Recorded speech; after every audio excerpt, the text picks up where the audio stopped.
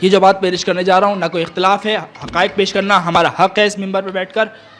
ظاہراً تیسری خلافت ہے مسلمانوں کے خلیفہ کی، تو حضرت ابوذر کی کیا جرم تھا کبھی اس شہر سے نکالے جا رہے ہیں، کبھی اس شہر سے، صرف امیر المومنین کی وکالت کرنے کا، صرف امیر المومنین کی وکالت کرنے کا۔ تو حضرت ابوذر جیسی کہتے ہیں تشریف لا کہتے انہوں نے کہتے جج اس دور میں، ہر دور میں ممبر پہ کہہ رہا ہوں، ہر دور میں جج بکتے رہے ہیں۔ تو حضرت ابوذر نے کہتے ہیں جب جج نے ایک فیصلہ دیا کسی متعلق، تو ابوذر نے کہا تم نے غلط فیصلہ دیا ہے۔ کہا تم کون ہوتے میرے فیصلے کا انکار کرنے والے؟ کہتے میں رسول کا صحابی ہوں، میں رسول کا صحابی ہوں۔ تو حضرت ابوذر نے جب کہا تو اس نے گرفتار کروا لیا۔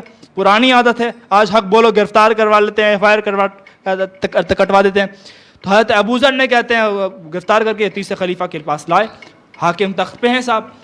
تو انہوں نے کہا ابوذر پھر گرفتار ہو گئے تم، اب کیا تم نے جرم کیا؟ کہا میں نے کوئی جرم نہیں کیا، میں نے کوئی جرم نہیں کیا، میں نے حق بیان کیا، جو میں نے دیکھا وہ ظلم ہو رہا تھا۔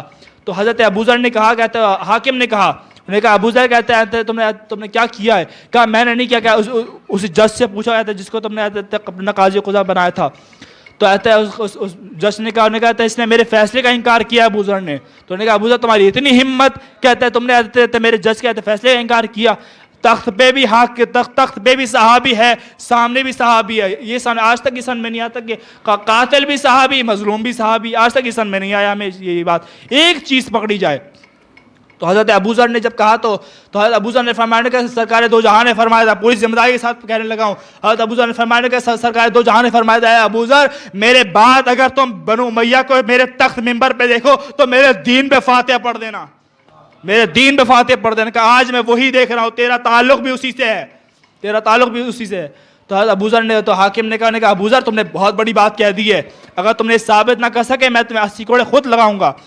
تو حضرت ابوذر نے کہا میں ثابت کروں گا۔ تمام جو دربار کی طرف حضرت ابوذر مڑے، تمام اصحاب کرام بیٹھے ہوئے ہیں۔ سرکار ابوذر نے کہا سرکار نے صرف مجھ سے نہیں کہا تھا، پوری مسجد نبوی بھری ہوئی تھی، تم سب اس طرف مسجد نبوی میں بیٹھے ہوئے تھے، سرکار نے سب کے سامنے کہا تھا، کوئی کسی طرح سے کوئی جواب نہیں آیا۔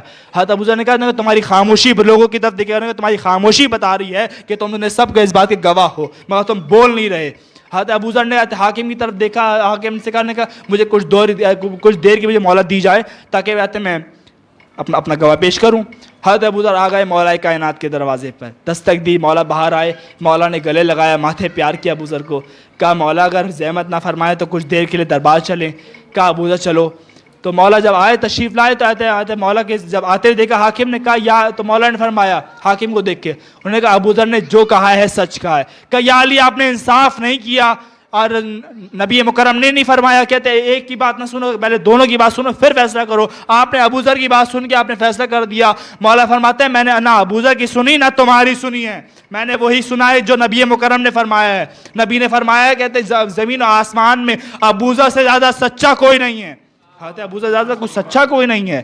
تو ابوذر نے کہتے حضرت ابوذر کو رہائی مل گئی، اور حاکم نے کہا ابوذر تم آج تو بچ گئے مگر میں اپنا بدلہ پورا تم سے لوں گا۔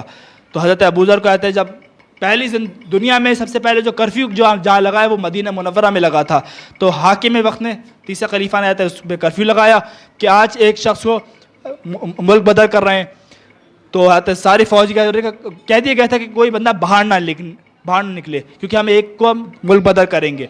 تو حضرت ابوذر کو سامان اٹھا کے سارا باہر پھینک دیا گیا حضرت ابوذر کا۔ تو ادھر میں 5 لوگ تشریف لے آئے، حضرت مولا کائنات علی بن ابی طالب، حضرت عقیل علیہ السلام، امام حسن حسین، حضرت عمار تشریف لے آئے۔ کہا مولا جب سب نے میرا ساتھ چھوڑ دیا تھا آپ میرے ساتھ کھڑے ہیں۔ کہا ابوذر تم نے میرے ساتھ دیا ہے، حق کا ساتھ دیا ہے۔